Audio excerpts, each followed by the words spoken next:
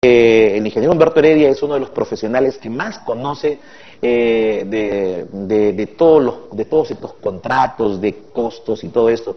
Y por favor, voy a tratar que el ingeniero hable en cristiano para que la gente lo pueda entender clarito. Ingeniero, ¿cómo está usted? Buenas noches. Muy buenas noches, Luis Felipe. Bueno, el tema de Olmos nuevamente ha vuelto a ser orden del día. Pero vuelve para convertirse en un conflicto. Claro, orden del día, pero por el problema que significa para Lambayeque, por el reclamo, como ya lo he dicho en varias oportunidades, abusivo de parte de Odebrecht de pretender un cobro adicional de 70 millones de dólares sobre el contrato de trasvase. Claro. Ingeniero, le propongo hablar primero la historia de este proyecto. Vamos a hablar ya no de los estudios definitivos, porque ya son años. Hablemos de lo que ha invertido el Estado peruano y de lo que ha invertido Odebrecht. Hablemos desde que empezó desde la firma del contrato. Claro. Hablemos de ese punto. ¿Cuánto le ha costado al Estado peruano? ¿Cuánto le ha dado a Odebrecht? Hasta la fecha. En el año 2004, si mal no recuerdo, en julio se firmó el contrato de concesión de las obras de trasvase entre el gobierno peruano, representado por Alejandro Toledo, que era el presidente, que se comprometió a hacer Olmos, y la concesionaria de trasvase Olmos, que es de Odebrecht. Este contrato de concesión indicaba algo en cuanto a montos. Indicaba, según la propuesta del concesionario, de que el monto a invertirse en obras era de 185 millones de dólares. O sea, ese era el costo, 185 millones de dólares. Pero de esos 185, el Estado peruano iba a cofinanciar 77 millones de dólares. 77 millones. Teniendo en cuenta que hay un avance de aproximadamente el 92-95% en la ejecución de las obras, estamos hablando que el Estado prácticamente le ha dado todos estos 77 millones de dólares. Ahora, hay que aclarar algo. Es lo que decía el concesionario que se iba a invertir, 185 millones de dólares. Lo que nosotros hemos dicho es que ese presupuesto también está bastante abultado, inflado. Aún así, se hizo un contrato en base a un concurso internacional que Odebrecht se las ingenió para llegar solo. Quedó solito. Claro, tú recuerdas que habían varios postores. Sí, pues. Pero como Odebrecht venía del contrato inicial desde el tiempo de Fujimori, cuando se hizo un concurso para este mismo tema, Odebrecht conocía ya el problema y había adelantado los estudios. Las otras empresas pidieron que se les amplíe en plazo para poder presentar su propuesta técnica y económica. Porque como era un concurso en el cual no se iba a hacer exactamente lo de los estudios definitivos, sino se iba a hacer, por ejemplo, una presa distinta, porque los estudios definitivos hablan de una presa de tierra y esta era una presa de otras características porque se iba a hacer con una altura parcial, no se iba a construir toda la presa y hacerla de tierra parcialmente no era rentable, no era económico, entonces tenía que hacerse una presa de otro tipo. Esa presa, que es una presa de un material rocoso con una capa de concreto, una pantalla impermeable de concreto aguas arriba, se iba a hacer hasta una altura de 43 metros. Entonces tenía que presentar una propuesta técnica de cómo iba a ser. Además, el túnel trasandino ya no se iba a excavar por los métodos tradicionales, sino se iba a excavar con un topo, con una máquina más moderna, que es el TBM, y tenía que explicar y presentar las características del topo y las características del sostenimiento del túnel, que iba a ser con un método noruego, según ellos, mucho más moderno. En fin, aún así, ese presupuesto es mucho más alto, las empresas, otras pidieron ampliación de plazo, pero no se les dio. Y aquí jugó un papel clave para que no se les dé la ampliación de plazo, que no era una postergación del concurso, sino era una ampliación de plazo, que nosotros para que puedan presentar su propuesta técnica y económica que nosotros los otros postores. Claro, y que nosotros recomendamos. Yo era miembro de la Comisión Técnica del Colegio de Ingenieros, don Eduardo Zárate era presidente de esa comisión y delegado ante el PEOT, y él dio su opinión favorable para esa ampliación de plazo. Pero aquí, ¿quién crees que apareció? No sé si recuerdas. Yehude Simón Munaro dijo, si amplían el plazo, él dijo, si se posterga, yo renuncio. Ah, ¿verdad, no? ¿Te acuerdas? Claro, ya voy recordando ya. Entonces no se amplió el plazo. En ese juego por ahí cayó Alberto Ortiz, que él dice que por él se hizo Olmos. No, ese fue un tema que ellos no conocían y lo manejaron mal y le hicieron un gran favor a Odebrecht. Y al final se presenta Odebrecht y las otras empresas no presentaron propuesta porque no alcanzaron a completar la parte técnica. Mira cuál era el esquema de esta propuesta. La empresa tenía que presentar una propuesta técnica y una propuesta económica. La propuesta técnica se encargó a una comisión de revisar esta propuesta. Yo fui uno de los miembros de la comisión en representación del Colegio de Ingenieros, en representación del Colegio de Ingenieros, y si nosotros desaprobábamos esa propuesta técnica, el concurso se anulaba. Entonces yo tengo que reconocer que nosotros como comisión técnica nos propusimos no desaprobarla, sino hacer una serie de observaciones que mejoren la propuesta técnica para que de esa manera se pueda hacer factible la ejecución del proyecto del túnel trasandino de esta sobretrabase, porque Lambayeque lo requería. Entonces hicimos una serie de observaciones que fueron incorporadas al contrato para que esta mejore la propuesta. En fin, esa es la historia.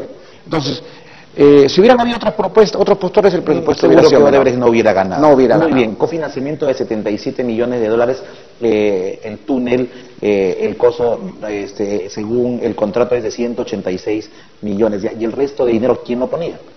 No. Todo el costo de las obras era de 185 millones de dólares. Y el Estado ponía 77 y el saldo lo ponía Odebrecht. El saldo lo ponía Odebrecht. A eso voy. Claro. O sea, el Estado 77 millones y el saldo lo ponía Odebrecht. Perfecto.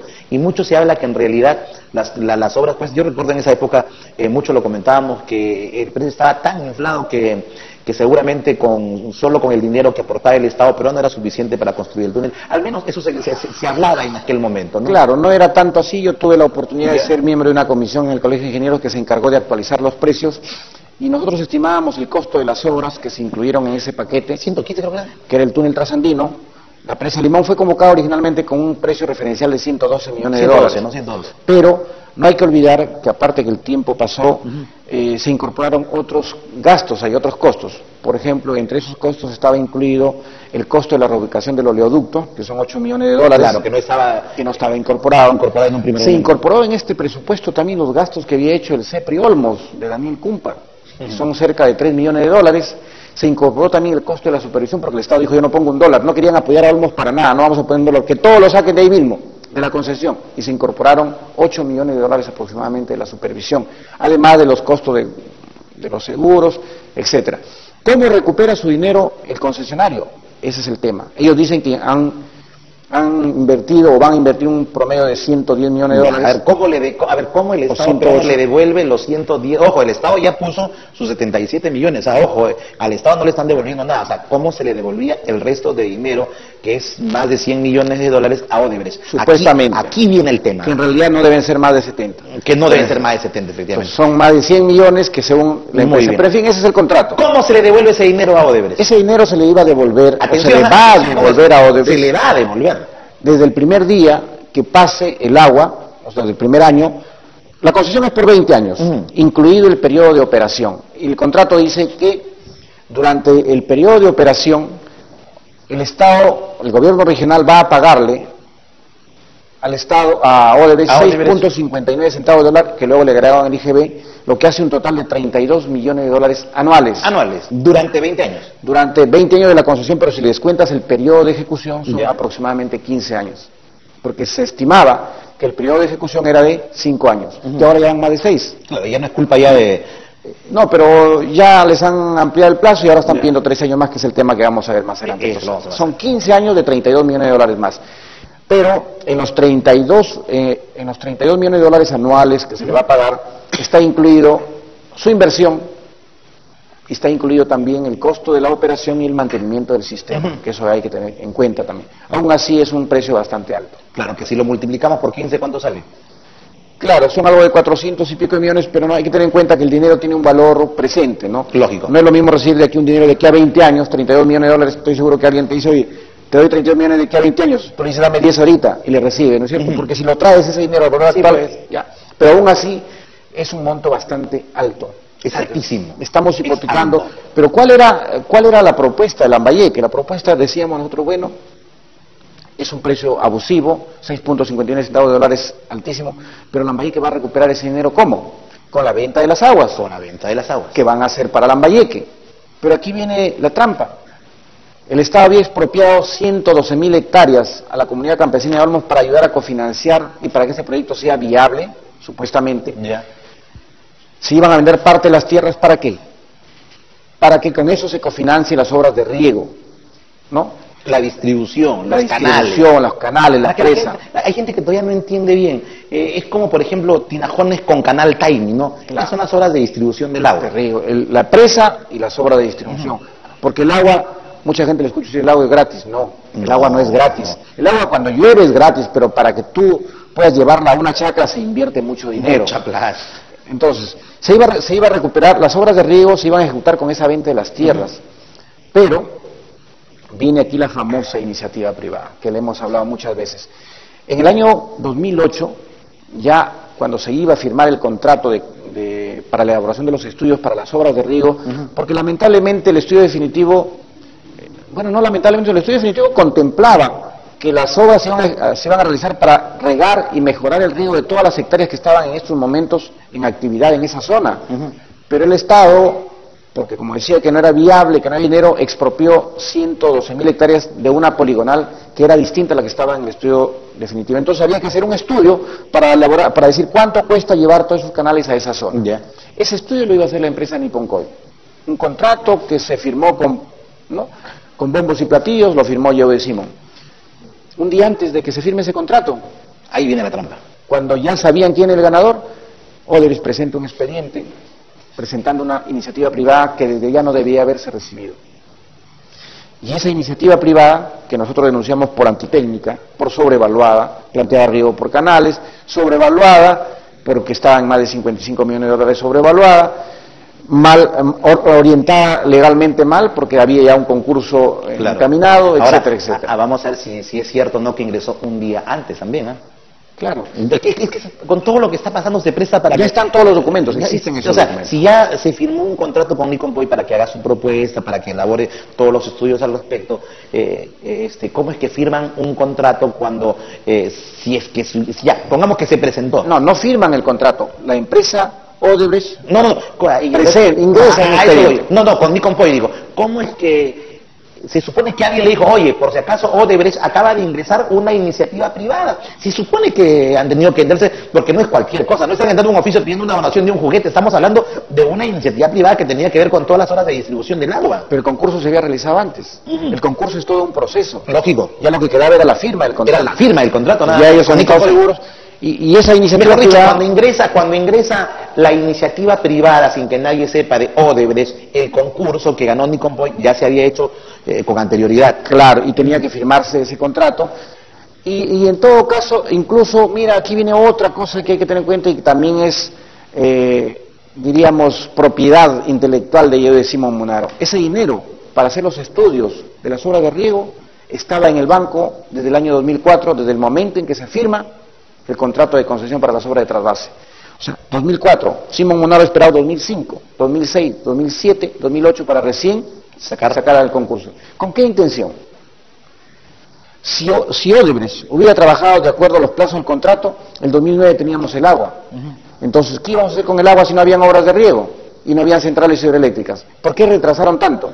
Entonces luego viene la iniciativa privada y dicen, no, se presenta Odebrecht como el gran salvador y dicen, miren, ya no hay tiempo para hacer un concurso, tenemos que aceptar esta iniciativa privada y a como dé lugar, empezar estas obras, porque la iniciativa privada lo va a hacer rápido y es con dinero del privado, cosa totalmente falsa. No, pues eso es mentira. Porque se va a entregarle a Odebrecht un mínimo de 140 millones de dólares producto de la venta de las tierras, y que pueden ser más si es que se venden a más precio, que es lo más seguro. Mira, 140 millones de dólares. Y esas obras fueron estimadas por el mismo PEOT meses antes, y yo tengo eso lo he hecho varias exposiciones, donde el mismo PEOT estimaba el valor de esas obras en 100 millones de dólares sin la presa Olmos.